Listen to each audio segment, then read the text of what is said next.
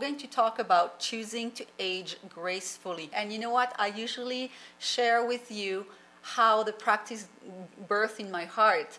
And this one was, we were actually hanging out in nature this weekend, enjoying the beautiful summer days here in Calgary.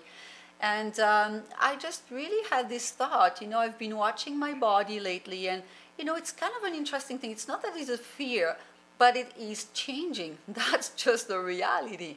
And I was just commenting on what an incredible phenomenon.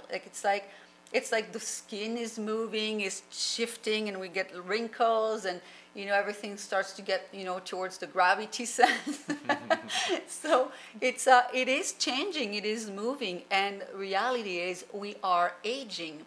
And with that thought, we just started to converse and have an exchange of thoughts on, you know, what makes us age prematurely and what prevents aging. So we're going to talk about that tonight. We shared on the blog the practice of choosing to age gracefully. I did share some of our techniques and tips and little secrets that we, Doug and I, apply in our life. Now, this is what works for us, and we're going to share that with you. Now, the invitation with those practices is always, yes, put it in practice in your own life, but add what works for you. You know, those are ingredients, but if you don't like salt in the soup, and the recipe gives salt, then you won't put salt, right? So it's really about creating your own recipe for your life, for the success of your life. And so as I said, you know, we're all in the aging process, but for all of us, for many of us, we respond to that differently. Obviously, if you're younger, you can't wait to grow up. And then you get to middle age and you're not sure whether you want to be younger or older. And then when you get to be older than middle age, then you start to really think about age. But we all should be thinking about it, really, no matter whether you're young or middle or older. There's things we do in life that, as Stephanie mentioned, speed up the process of aging in our lives.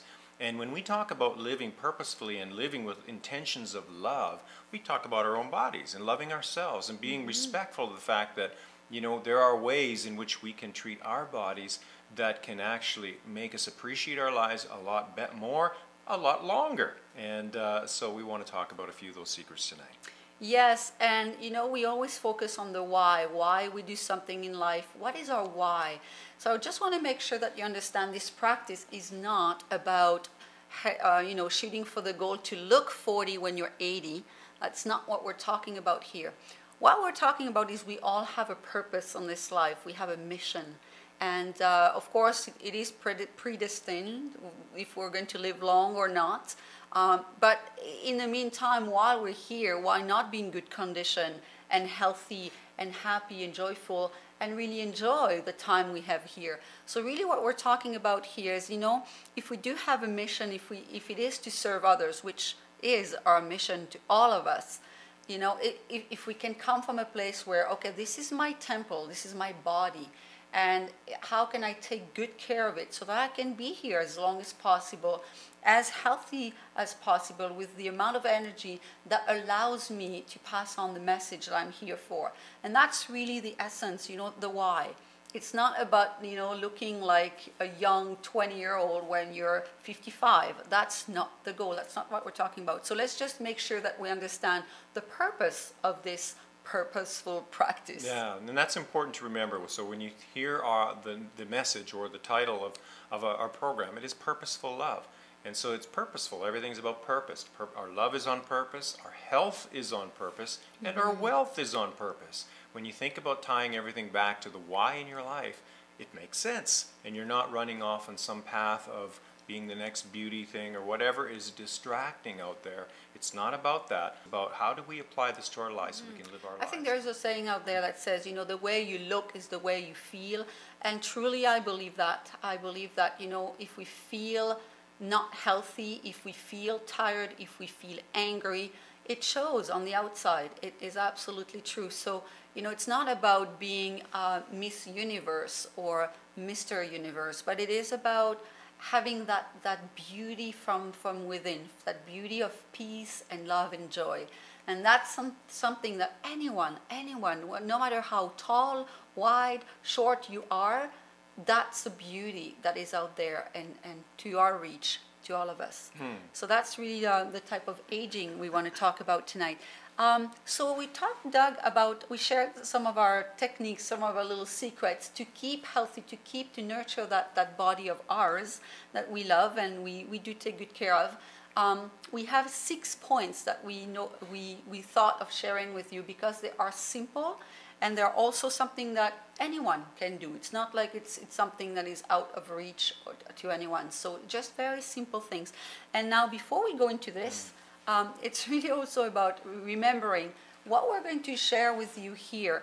You know, it's like you can grab another book, you can go to another seminar, and you can fill your head with information. Well, if you want to actually have a change in your life, it's about practicing it. And that's really the invitation. Why this week we do focus on the practice of aging gracefully? It's because it's an invitation to you to revisit what you're doing in your life that is contributing or actually sabotaging your aging process. So let's get into the juicy six points. Absolutely. You want to start with the first one? Sure, I can. And the first one is, and this is probably the biggest, number one, and most important secret, and again, it's no secret to a lot of us, but it is reduce stress. And stress can come in so many different forms. We didn't say eliminate stress because obviously our lives are made up of activity, and a certain amount of good stress is good for us. But we're talking about reducing stress where it is so overwhelming in our mind, in our lives, in our anxiety, that it physically and emotionally affects us and takes us out of the effectiveness that we can have in our lives. Yes, and there are many forms of stress. There is the physical stress, you know, what we're doing and how we're doing it. There's the emotional stress, which is, you know, I want to lay down and have a nap, and then there is the little ego that comes, oh, but you shouldn't because there's no time and you should do this and you should do that. So that's a very strong emotional stress, and actually quite interesting, something that is very, very, very predominant in our lives. So because there's always something else to do, right? It's such a fast-paced rat race out there that there's always something to do, somebody to talk to, a networking event to go to, and we get going all the time. So when the time comes that we feel we need to rest, then there is ego that tries to prevent from us. So that's the emotional stress I'm talking about. Yeah. There's certainly lots of different emotional stress. We could go on, but you know, just resonate with what kind of stress is in your life today. And some of the tips we were sharing that could be a good one to start, you know, is if you look at your day timer for the week and it's jam-packed and it's Monday morning, I have good news for you. It's easy to recognize you are on the wrong track. You will be stressed out. And you know, it's a choice. It's a conscious choice how we can make those little differences. So my invitation to you would be, you know, don't overbook yourself. Don't overcommit. You cannot possibly go to all of the networking events that are out there. You cannot possibly listen to all of the conference calls, all the coaching calls, all of the blah blahs, the webinars and everything. It's ongoing all the time. You will overwhelm yourself if you think that you have to attend them all. It's really about trusting your heart and opening, and maybe set an intention over the weekend. Maybe think, oh, you know what, this week I would love to expand in this area. And then you trust that the webinars or the invitations to certain events come to your inbox or through Facebook, come your way. And you can say yes or no according if it's fitting your desire, your intention for the week. And you pick one for the week.